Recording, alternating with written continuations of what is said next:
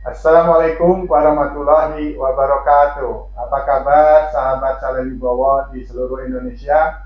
Semoga selalu sehat, selalu dapat berinovasi dan berkarya untuk memajukan perusahaan teman-teman semuanya.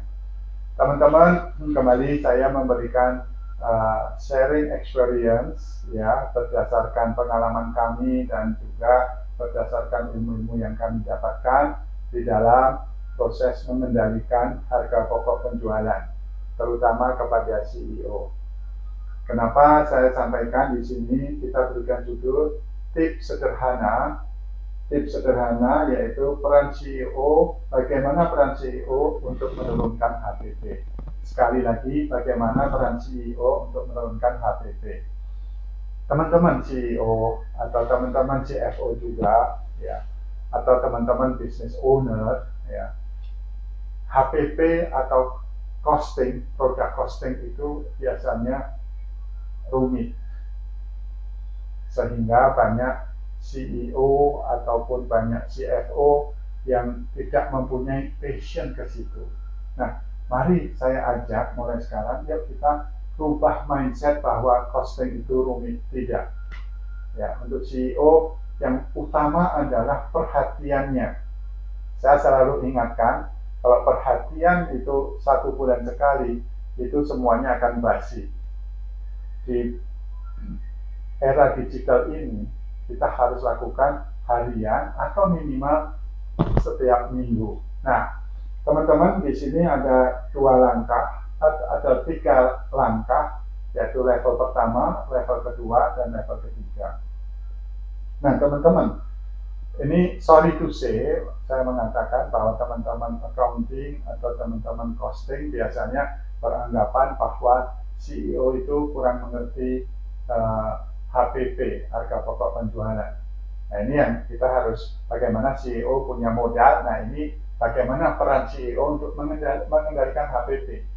Yaitu saya ada beberapa tips ya. Satu, lakukan permintaan laporan mingguan costing kepada tim cost accounting ataupun tim accounting atau apapun namanya yang bertanggung jawab terhadap costing.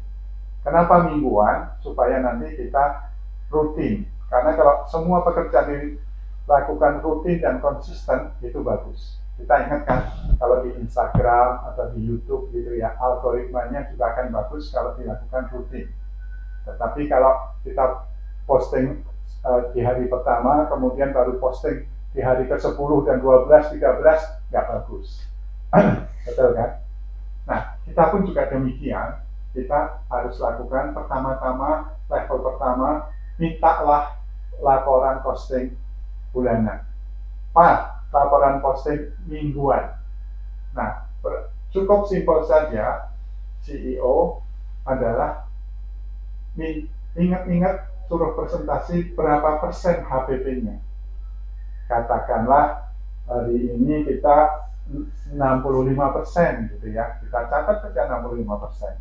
Diam saja, lakukanlah diskusi kepada tim accounting. Kemudian laporan ini harus dilakukan konsisten dalam jangka waktu agak panjang, yaitu 4 minggu minimal. Tapi saya sarankan 8 minggu. 8 minggu kan nggak sampai 2 bulan.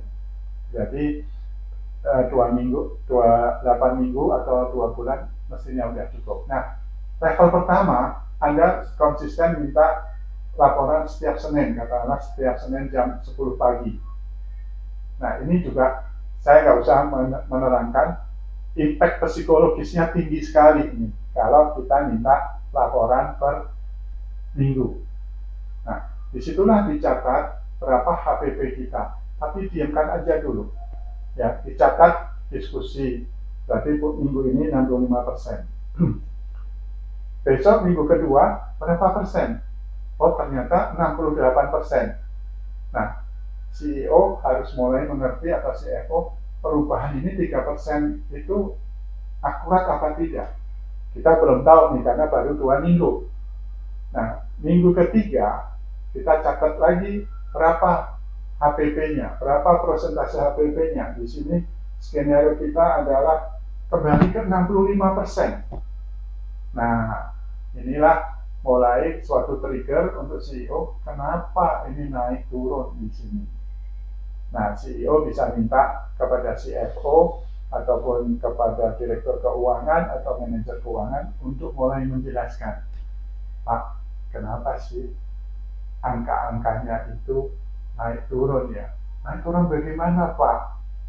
Pertama 68%, 65% minggu pertama. Minggu kedua kenapa 68%?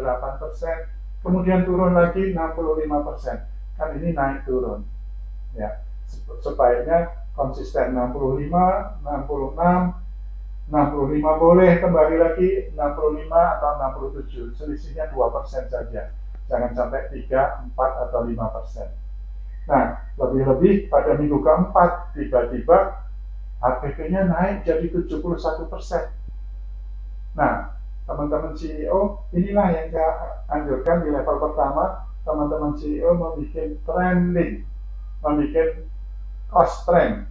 Tadi 65%, naik 68%, turun lagi ke 65%, tiba-tiba naik 71%. Nah, minggu keempat closing ini, teman-teman CEO undanglah, ajak diskusi tim. Teman-teman, dari hasil diskusi kita 4 minggu terakhir ini, trennya naik dan turun. Dan terakhir 71%. Saya tidak percaya angka-angka ini. Kalau angka-angka seperti ini, pasti ada yang kurang. Secara psikologis, mereka akan melihat, wow, CEO saya sangat mengerti tuh tentang persentase harga pokok. Nanti kalau dilihat in detail, saya akan kewalahan. Makanya tim accounting pasti akan selalu memperbaiki. Nah, teman-teman CEO, pada minggu kelima mulailah kita lihat kalau hasilnya terus stabil di angka 65 atau 67, itu berarti tim Anda akan telah melakukan perubahan atau kontrol. Tetapi kalau masih berfluktuatif, Anda harus berani mengambil kesimpulan bahwa HPP Anda tidak terkontrol dengan baik. Tapi moga-moga dengan 4 minggu pertama itu, kalau sudah Anda melakukan closing statement di bulan pertama, Anda melakukan CEO bilang tidak percaya atau bilang bahwa angka-angkanya harus diperbaiki dengan kata-kata yang lebih halus, maka teman-teman pastinya melakukan perbaikan. Harapan saya sih pada bulan minggu kelima, minggu keenam, situ sudah mulai terjadi kestabilan.